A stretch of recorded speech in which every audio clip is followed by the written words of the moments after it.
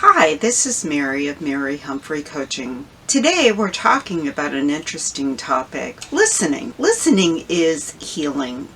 I'm not saying that learning to listen is going to heal traumas. Listening diverts our struggles and our challenges away from where we are in life. Listening helps us to discover new things about ourselves and in our lives. And new is generally healing. It's what we do, whether we're at home or we're at play or whatever we're doing. We are social beings. Whether we're introverts or extroverts, we are just simply social beings. Communication is part of our survival and part of our thriving. Active living is key to good communication. So unfortunately in today's world, technology leaves us communicating one-on-one less and less. When you're not seeing a person's gestures and body language, and you're not, gazing at their facial expressions, you aren't totally engaged in 100% communication. You could be talking, but you could be writing, but you're not hearing and you're not seeing.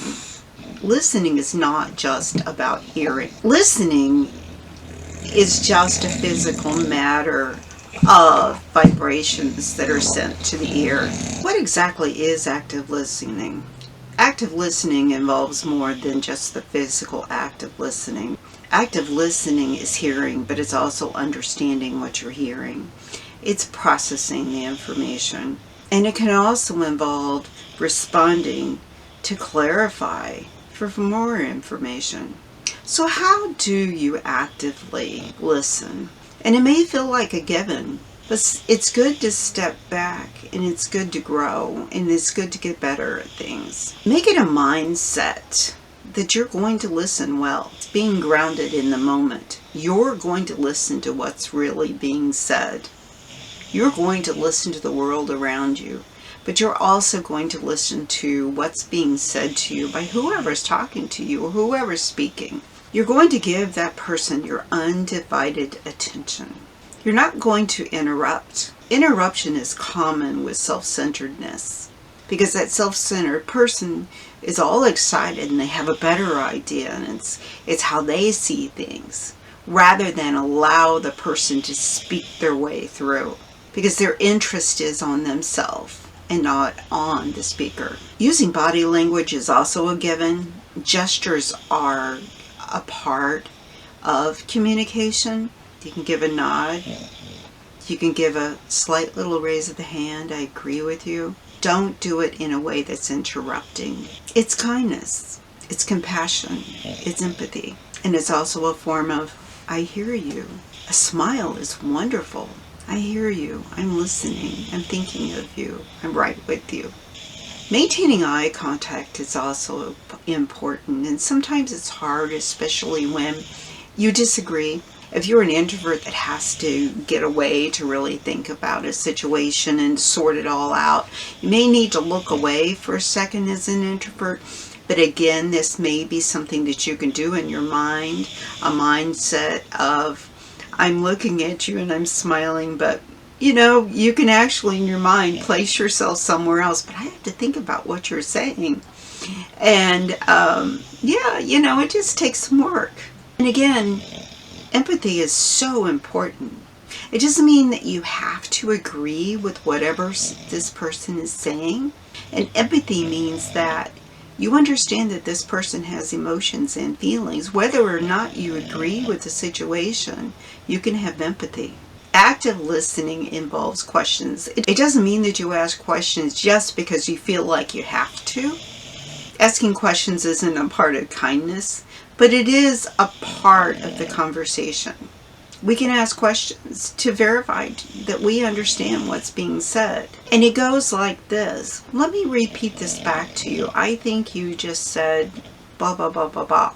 And I think this is what you mean, blah, blah. But repeating back is active listening. It indicates not only to the speaker that you're listening, but it gives you that peace that you understand what's been said.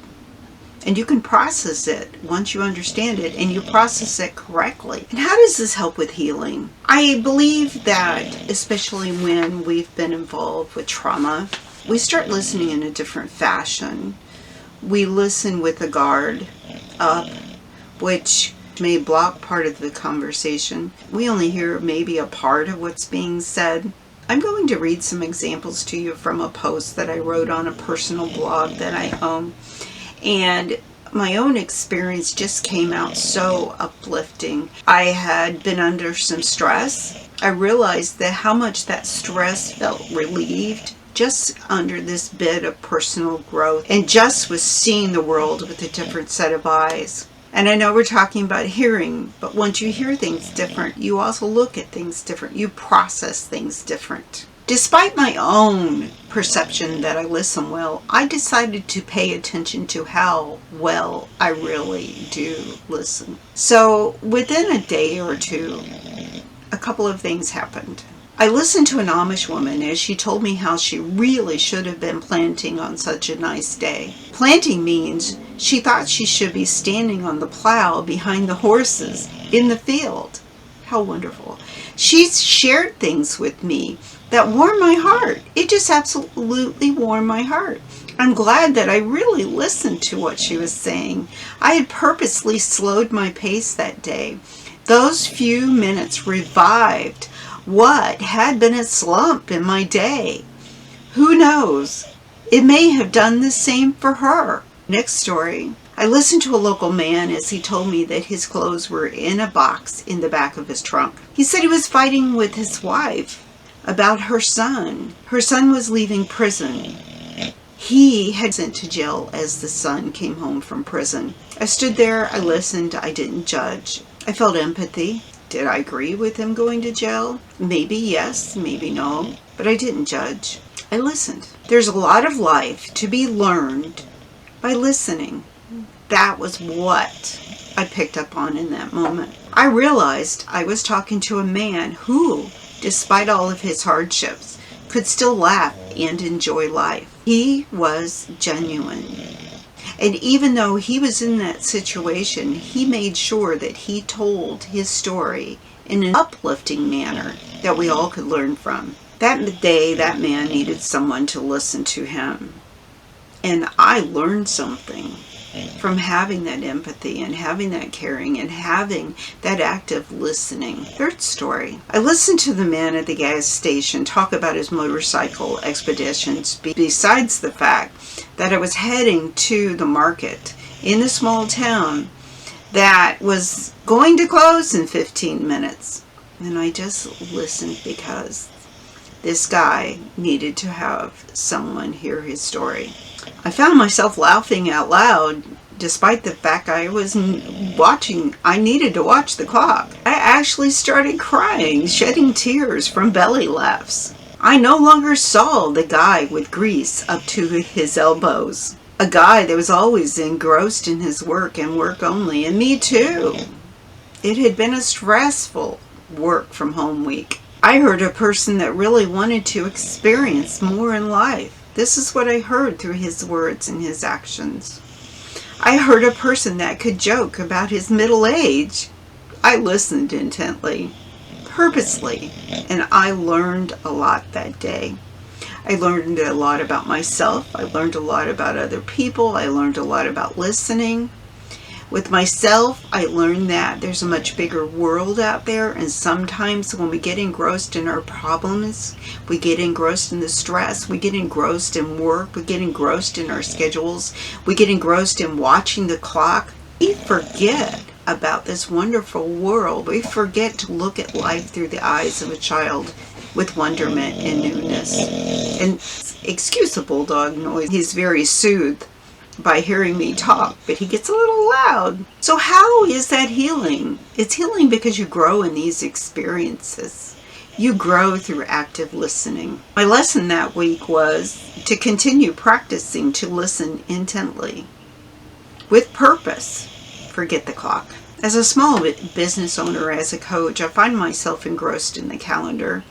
I am notorious for watching the clock. Keeping a schedule is good. Being committed is necessary, but it isn't good when we forget to slow down. We forget to listen. And what's most important in life?